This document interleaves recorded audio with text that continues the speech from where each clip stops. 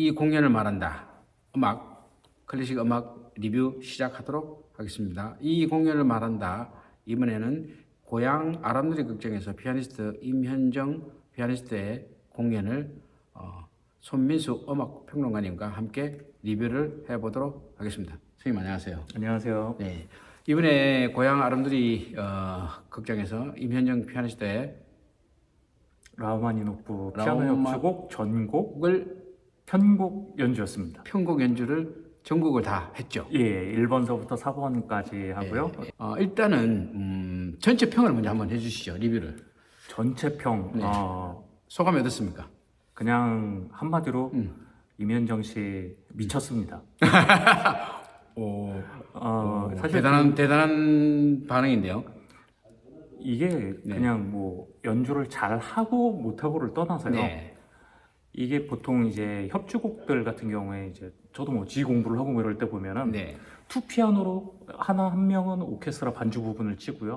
솔리스트가 피아노를 치고 그렇게 해서 이제 같이 뭐 템포서부터 음악적인 걸 조절을 하게끔 이렇게 보통 투 피아노를 위한 그 악보들이 존재를 합니다. 그런데 이거를 사실 혼자서 다 친다는 거는 웬만한 테크닉과 강심장이 아니면 쉽지 않은 부분이거든요. 아니 그것도 그렇지만 테크닉이지만 시간이 3시간 그죠? 3시간 한 2시간 한 40분 정도 걸렸는데 저는 그거 보고 깜짝 놀랐습니다. 혼자 그것도 1부, 2부 그렇죠. 근데 1부에서 이제 처음에 그때 피아노 협주곡 1번, 2번을 치고 한 20분 쉬고 3번을 하고 또 쉬고 20분 쉬고 그 다음에 이제 4번과 파가니니 주제에 의한 랩소디를 하고 이제 연주를 했거든요. 근데 이게 엄청 긴데 체력적으로도 대단하던데요 보니까. 그렇죠. 이게 보면은 그 보통 연주가 끝나고 나면은 관객을 향해서 인사를 하고 그래도 조금 여유가 있잖아요. 사람들이 인사를 하는데 처음에 1번 끝나고 인사할 때는 그래도 좀 여유가 있으셨어요. 그런데 2번 딱 끝나고 나서 완전 체력적으로 이게 지치는 모습이 보이더라고요. 그래서 이제 인사를 들어가는데 인사를 하시고 들어가시는데 굉장히 급하게 들어가시는 모습. 3번 때도 마찬가지였고 무대 쓰러질까봐 조금 안쓰럽기도 하더라고요. 특히 이제 3번 협주곡이 끝났을 때 굉장히 이제 지친 모습이 역력했었거든요. 이게 보통 우리가 이제 어떤 그 전곡을 다 연주한다든지 그것도 뭐 콘체르토 협주곡까지 다 혼자 다 해서 평가까지 해가면서 한다는 거는 이게 보통 그 어떤 작심이라 그래나 보통 그 생각을 가지진 않고는 이렇게 하기가 힘든 건데 좀 디테일에 들어가서 이게 어떤 의미를 갖습니까? 이 협주곡이나 어떠한 그 작곡가, 예를 들어서 뭐 베토벤 피아노 소나타, 뭐 전곡 연주, 뭐 음반으로는 작업들을 많이 합니다. 음반이야 뭐 쉬었다 해가면서 녹음을 하면 되니까 하면 되는데 사실 그걸 한 자리에서 이걸 다 한다는 거는 굉장히 배짱과 뭐랄까 그냥 조금 저희 그냥 속된 말로 하죠. 유튜브 보니까 속된 말로 좀 미친 거죠. 아까 제가 처음에 말했듯이 아니 미쳐도 왜 저렇게 이상하게 미친 게 아니고 정신적으로 미친 게 아니고 정말 얼마나 자기가 그 열망과 그 욕망과 이런 게 있었으면은 이걸 내가 꼭 해내고야 말겠다라는 그 정말 저돌적인 그런 생각이 있었기 때문에 가능하지 않았나 저는 그런 생각을 하거든요. 예, 맞습니다. 이게 단순하게 어마어마한 거죠. 그렇죠. 단순히 테크닉만 된다고 되는 것도 아니고 또 체력만 된다고 되는 것도 아니고 체력과 테크닉과 모든 것들이 다 복합적으로 그렇죠. 또 음악적 철학과 뭐 그러한 것들이 모든 게 공통적으로 이제 삽입이 돼야지만 그게 가능한 건데 뭐 예를 들어서 저 같은 경우에도 예전에 바이올린 할 때 뭐 모차르트 소나타 바이올린 협주곡을 하루에 어떤 날 다 해보는 적도 있었거든요. 그렇군요. 그러니까 공연은 아니지만 혼자 연습할 때도 사실 그게 쉽지는 않아요.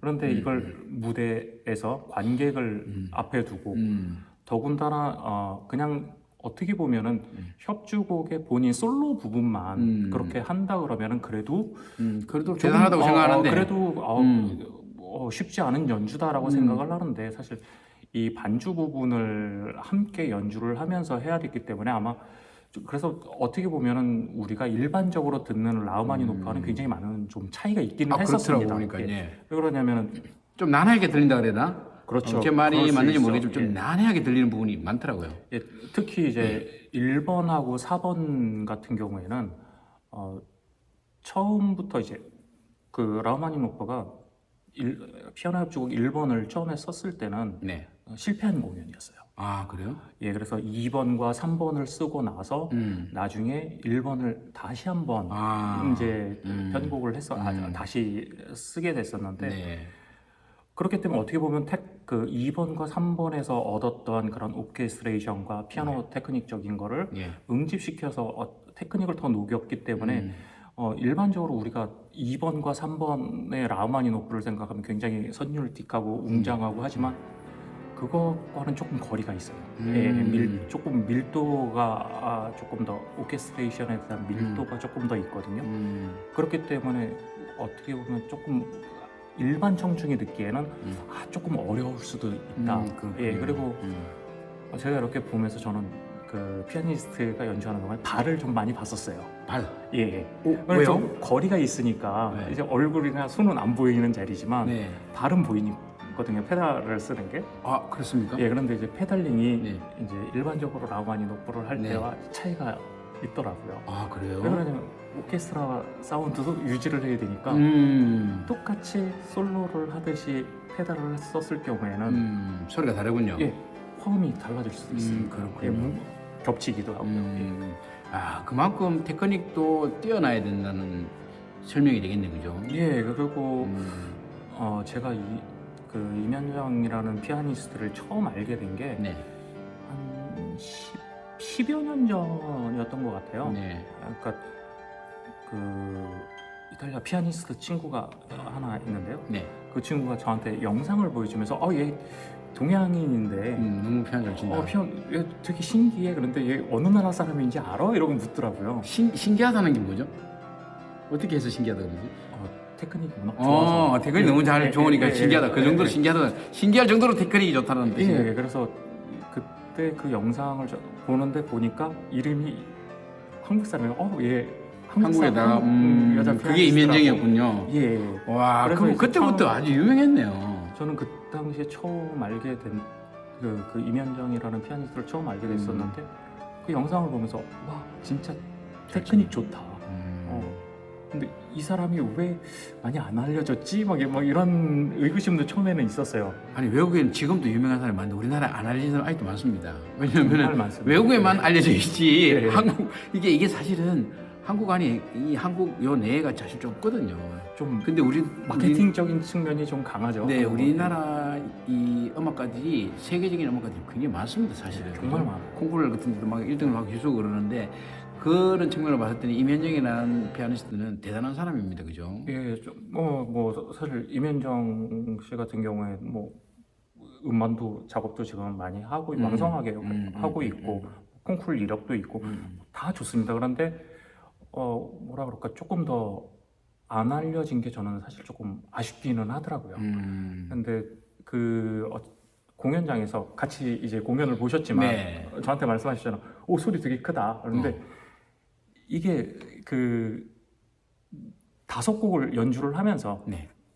사운드 자체가 진짜 예를 들어서 피아노 사운드가 포르테를 낼 때 일반적으로 이제 악기 피아노라는 악기 특성상 한계가 있기는 해요. 그런데 그거는 연주자의 또 힘에 따라서 파워에 따라서 또 다른 소리를 들려주는데 어떤 그 공연 중간에 제가 귀 따가워 하고 느꼈던 부분들이 있었어요.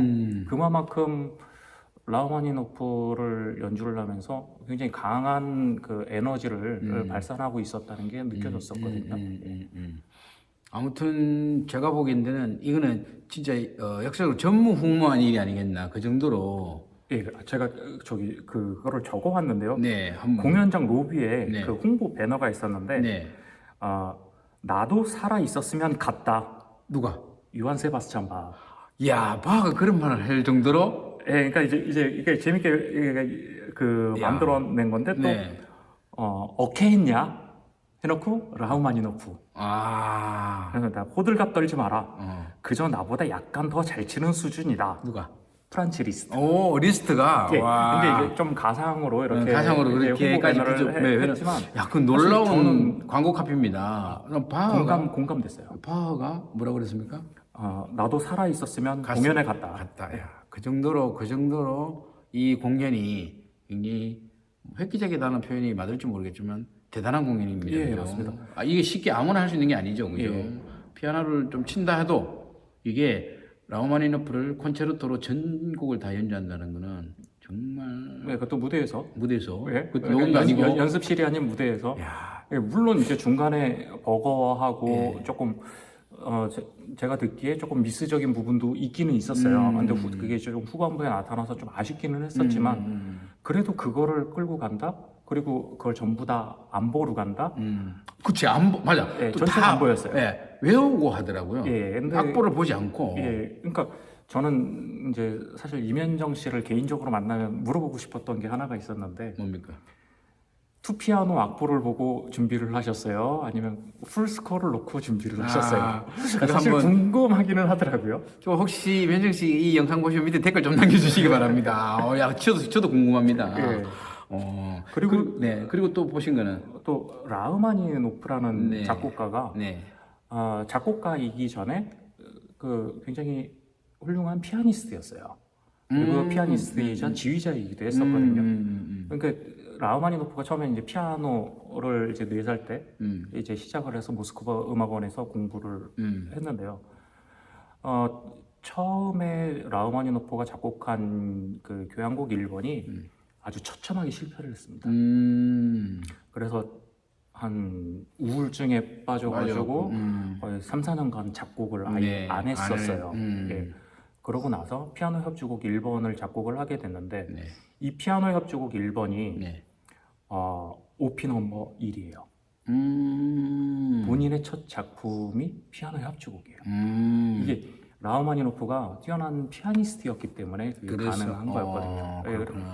그래서 이제 라흐마니노프가 또 한 가지 예를 들자면은 라흐마니노프가 얼마나 뛰어난 연주자였냐면은 이 사람이 작곡가보다는 이제 피아니스트로서 활동을 더 많이 했어요. 그렇죠. 그래서 유럽에서 많이 활동을 하고 이제 미국에서도 이제 활동을 했었는데요. 이제 나중에 러시아에서 그 혁명이 일어났었잖아요.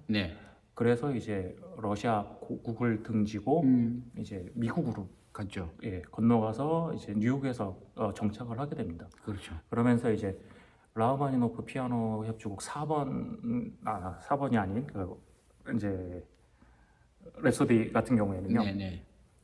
그 조지 거신의 또 영향을 받습니다. 미국에서. 예. 그 랩소디 인 블루나 이러한 재즈적인 요소도 이제 받게 되는데 이 곡도 처음에는 실패를 했어요. 그래서 여러 번 수정을 해서 3번의 수정을 했는데 사실 지금도 많이 연주는 안 됩니다. 1번과 4번이 제일 많이 연주가 되고 수정을 많이 했는데 연주는 안 돼요. 안 돼요. 1번하고 4번이 예, 어렵나? 조금 밀도가 있는데 사람들 귀에 이렇게 쏙쏙 들어오는 멜로디나 이런 거는 아니에요. 그러니까 러시아에서 굉장히 러시아 출신의 굉장히 낭만주의에 있어서 굉장히 중요한 작곡가임에도 불구하지만 2번과 3번의 이 그늘이 너무 큰 거죠. 큰 거군요. 예. 사실 우리가 2번과 3번을 많이 듣죠. 그리고 유명하고 워낙 유명. 그렇죠. 딱 들으면 저거 라흐마니노프로도 많이 나오고요. 그렇게 예. 하니까 자연스럽게 사실은 2번을 3번을 많이 찾으니까 그렇게 되는 거지. 사실 1번과 4번도 굉장히 훌륭한 곡이죠. 예, 훌륭한 곡이에요. 네. 그리고 굉장히 4번 같은 경우에도 그 오케스트레이션의 밀도도 굉장히 탄탄하고 응집되어 있거든요. 그런데 그거를 사실 그냥 일반적으로 우리가 편안하게 듣기에 좋은 곡은 아니죠. 그리고 한 가지. 우리가 아까 그 기대 문구 홍보 배너가 있었잖아요. 네네네. 근데 리스트가 리스트가 또 무슨 얘기를 했습니까? 아니요. 라흐마니노프가 어떻게 했냐 막 어떻게 했냐는 어떻게 이걸 했냐 이렇게 이야기했죠. 저는 라흐마니노프가 굉장히 훌륭한 그런 그 피아니스트이긴 하지만 이면정보단 미치라고 저는 확신을 합니다. 어떻게 했어요? 왜냐면요. 라흐마니노프를 연주한 음반이 있어요. 라흐마니노프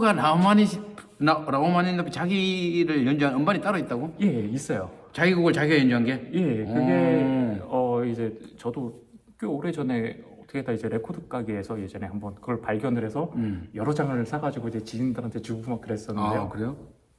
지금 유튜브에도 있습니다. 아, 그래요? 네, 라흐마니노프 더 플레이 라흐마니노프라고 예, 검색을 하면 나옵니다. 아, 예. 여러분 한번 검색해 보세요. 예, 그런데 그걸 들어보면은 예를 들어서 지금 바이올린 같은 경우에도 파가니니가 네. 굉장히 경지에 오른 그렇죠. 달인이었잖아요. 네. 그 당시엔 신적인 연주 하나는 끝내줬죠. 그런데 그 당시에 그 어려웠던 테크닉들 사실 지금에 와서 지금 사실 어린 학생들도 다 하죠. 파가니를 너무 쉽게 연주를 해요. 그러니까요. 테크닉적으로는 지금의 연주자들이 훨씬 많이 발전이 돼 있어요. 라흐마니노프도 마찬가지인 거예요. 자기가 작곡한 곡을 자기가 피아노를 쳤는데 연주력은 요즘 사람들이 더 훨씬 낫다는 거죠. 그만큼 임현정이가 라흐마니노프의 그 피아노 곡을 잘 해석했다는 얘기가 되겠네, 그죠? 예, 잘 해석했고 그래서 사실 제가 그 임현정 씨가 그냥 협연한 거를 좀 찾아서 들어보기는 했어요. 아, 그래요? 예. 근데 뭐 개개인의 취향에 뭐 이런 음악적 해석의 여지는 있지만 그래도 굉장히 제가 봤을 때도 좋은 피아니스트임은 분명합니다. 이게 그 고향 아람들이에서 지난 그 며칠이죠 정확히 그 이따 자막을 처리할 건데 보시면데 이게 참 못 보신 분들은 좀 아쉬울 수도 있는데 이게 공연이 6월달에 또 합니다. 예, 6월달도 있었고 10월달도 있었던 걸로 10월달도 또 합니다. 이걸 지금 계속 보여주는 게 사실 공연장은 한계가 있지 않습니까? 보는 사람이 한계가 있는데 그렇다고 유튜브 라이브를 생중계할 수 있는 상황은 아니고 뭐 녹화는 했으면 나중에 이제 공개는 하겠지만 어쨌든 이거 이번 공연을 놓치신 분들은 꼭 다음 공연을 한번 가서 보시기 바랍니다. 정말 흥분할 수밖에 없습니다. 이야 정말 그래 감탄사가 나옵니다. 여러 가지 뭐 테크닉도 테크닉이지만 체력적이나 정말 혼자 피아노를 2시간 40분 거의 3시간 가까이 끌고 나간다는 거는 이게 쉽게 생각해서 엄두가 안 나는 일을 해낸 겁니다. 그죠? 그렇죠. 그 음악에 대한 욕구, 그 열정이 없으면은 사실 불가능하다고 봐야죠.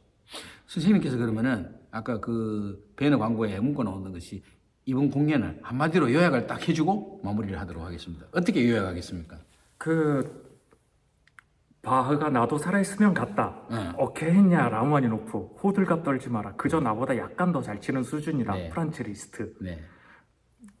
저 리스트보다 잘 쳤습니다. 약간이 아니라 많이 잘 쳤습니다. 네, 감사합니다. 자, 이것으로 임현정 리뷰를 피아니스트의 리뷰를 마치도록 하겠습니다. 끝까지 시청해주신 구독자 여러분께 감사드립니다. 감사합니다.